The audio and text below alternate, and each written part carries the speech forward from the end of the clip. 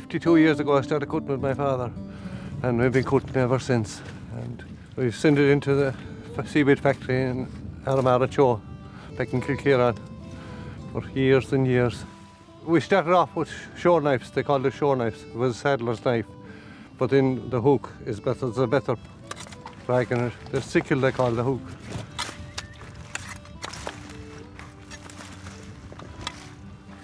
When we started first, we made it climbing, but then we changed to shades, they call it. Some people call them rings. What we do is put down the rope, put the seaweed around the rope, and if you miss that much, when you start pulling with the boat, the seaweed will go out with the pressure that's on it. But the rope is good, it's lively, it's good weed, and it'll keep it all in. You just bring the two ropes together, the whole lot swims up together. We come along with the boat then and pick up the head rope and tow down to a clean loading bay. I loved out on the shore every day. I said to my wife, I loved the day I'm going to cutting seaweed. Yeah, I spent years and years on my own. 67 years of age now, I'm still cutting away. Some people say, why don't you retire? I said, I won't be happy if I do.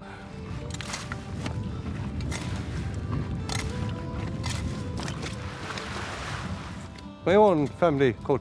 I had 8 family, and the 2 oldest boys and 2 girls used to cut with me in the 90s. And then in the latter years, Gerald started cutting with me then. Around the time the downturn came in the economy, there wasn't much work around, so it was either immigrate or go harvesting seaweed or find something to do. There was no point sitting around. So I started harvesting with my father around 2007 or 2008, full time. You enjoy having no stress, no one to bother you, you're your own boss. You start when you want and you finish when you want, and you can do a long hard day or a short handy day. It's all up to yourself, and at the end of the week what you've earned is determined by the amount of effort you put into your work. In the last few years there's been a good few changes with the seaweed factory, and there's a lot of modernisation of the techniques of harvesting, and there's a lot more emphasis put on the harvester. There's a lot more attention given to the harvester now. He's prioritised over anything else. So there's new methods of harvesting, there's old techniques that are being advanced, and there's brand new techniques that we've never seen before. And one way or another, someone will find a way that they can carve out a living out of seaweed. It's important to monitor and assess the resource to ensure its sustainability, particularly in terms of the amount that's being currently harvested in Ireland.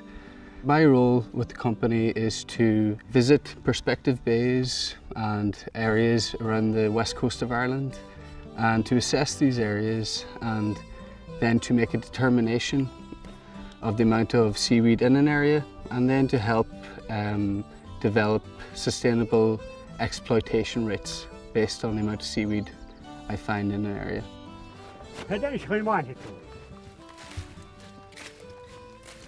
62 years to hoy, ach met dran het lodi of near mach moaso. Sin jabal darum so point down. Gentlemen need me that. Tas atain wat nid. Tajdasham in shan tan tanjan ta the horse tan rope and more on rope in ocean. Not tight. What yeah, can you smash hat more sport la vanchi, can you when you land over the full law is a glad the hunish mar mocht down. Pantlum. Maar dat is voor mij het wat niet aan het schijnen. En toen is het niet aan het jagen naar de sap. Als je naar gelukkig niet aan het pieper hoor. Ja, stroop de horn te krijgen en want je moet de hout. Niet horen ze naar boven wat een beetje, hè? Dat is denk ik wel gaan aan te houden, een beetje, hè?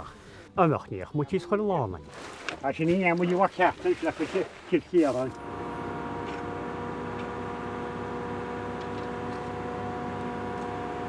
I've become a resource manager for Arramara. I go around to the different harvesters and see when they're starting to cut their load, and I give that information back to the factory and let them know when the load is going to be coming in.